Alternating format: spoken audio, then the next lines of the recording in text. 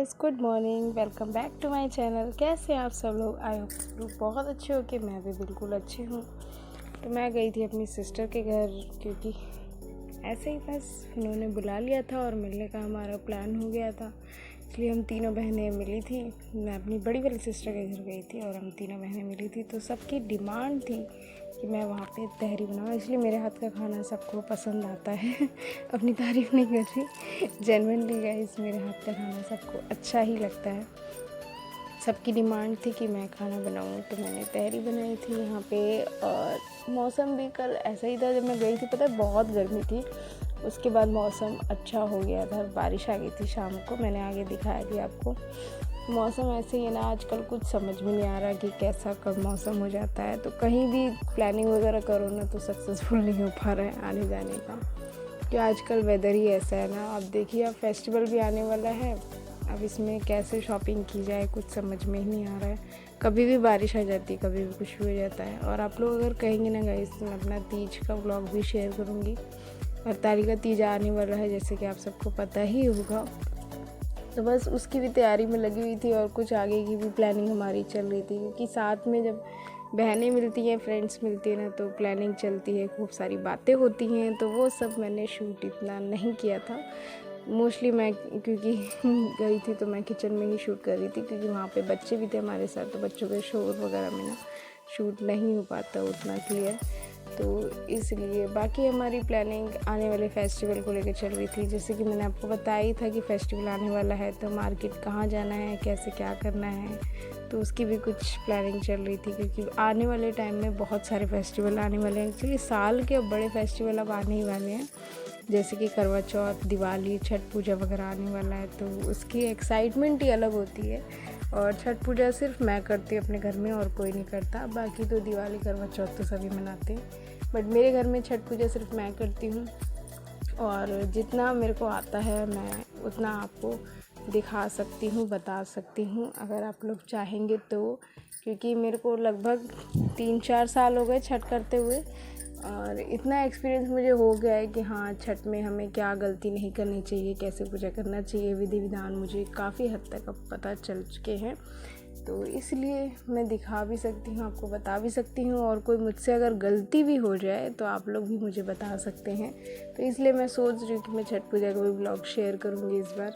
अभी तो फ़िलहाल तीज आने वाली है, तो मैं तीज का ब्लॉग भी शेयर करूँगी। और तीज भी मेरे घर में सिर्फ मैं ही रखती हूँ, 48 का तीज, और किसी के यहाँ नहीं होती है, सिर्फ मैं करती हूँ।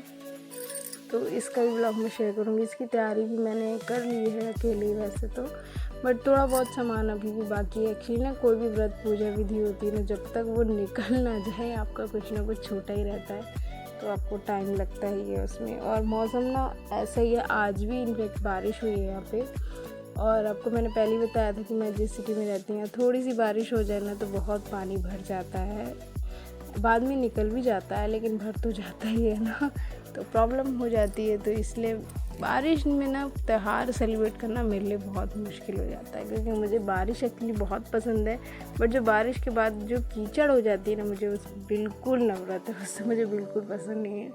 बाकी बारिश मुझे बहुत अच्छी लगती है। और कहीं आने जाने का भी प्लानिंग वगैरह हम कर रहे थे, तो आप लोग भी एक्साइटेड रहिएगा, क्योंकि आने वाले टाइम में आपके लिए मैं बहुत अच्छे अच्छे ब्लॉग लेकर आऊँगी, ट्रैवलिंग के भी, और डेली ब्लॉग भी मैं लाया करूँगी। अगर आप मुझे ऐसे ही प्यार देंगे और भी ज़्यादा मुझे प्यार देंगे, तो मैं डेली ब्लॉग भी शूट किया करूँगी। बाकी ट्रैवलिंग के लिए हम लोग प्लान कर रहे हैं कहीं जाने का, तो आप लोग ऐसे ही सपोर्ट दिखाइएगा, तो मैं ट्रैवलिंग ब्लॉग भी डालूँगी। आप लोग वैसे मेरे ट्रैवलिंग ब्लॉग पे बहुत प्यार देते हैं। और यहाँ मैं बस आपसे थोड़ी बहुत बातें कर रही थी, जो कि आवाज़ मेरी नहीं आ पाई थी क्लियर। तो यहाँ पे मैं बना चुकी हूँ तहरी, और बस सीटी आनी रह गई थी। तो मैं आपसे वही कह रही थी, बस अब बन गया है, बस सीटी आनी रह गई है, और उसके बाद सबको खिलाएँगे और पूछेंगे कि कैसा लगा। वैसे बहुत अच्छी बनी थी। मेरे हाथ का खाना वैसे ही सबको बहुत पसंद आता है, बट ट्रस्ट में मैंने अब खा के देखी थी मैंने भी, तो मुझे भी अच्छी लगी थी। क्योंकि ऐसे मौसम में ना ऐसी चीज़ें खाने का ही मन करता है, ज़्यादा कुछ हैवी खाने का दिल नहीं करता, क्योंकि मौसम ही आजकल ऐसा हो रखा है ना कि ज़्यादा आप हैवी खाना नहीं खा सकते, आपको लाइट वेट ही खाना अच्छा लगता है खाना।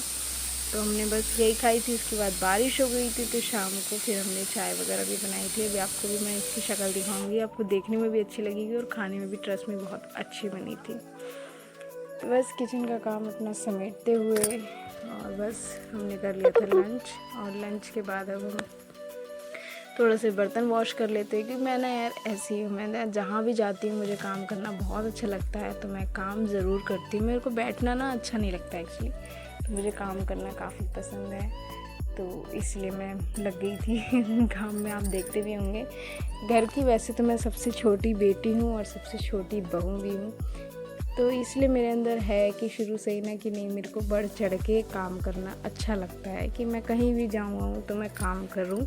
क्योंकि ऐसा ही होता है ना, हमारे साइड की बड़ों को आप बैठाते हो और छोटे काम करते हैं। हमारे साइड तो ऐसा ही होता है कि आपके सामने अगर कोई बड़ा है तो हम उसको काम नहीं करने देते, हम एक्चुअली काम करते हैं। तो इसलिए मेरे अंदर ये चीज़ है। और देखिए मौसम भी कितना अच्छा हो गया, चाय बनाने वाला मौसम हो चुका है, ठंडा मौसम। और सडनली मौसम हुआ था ऐसे, पहले बहुत तेज़ धूप निकली थी और अब मौसम ठंडा हो गया, तो बच्चों ने डिमांड की कि मौसी चाय बनाइए।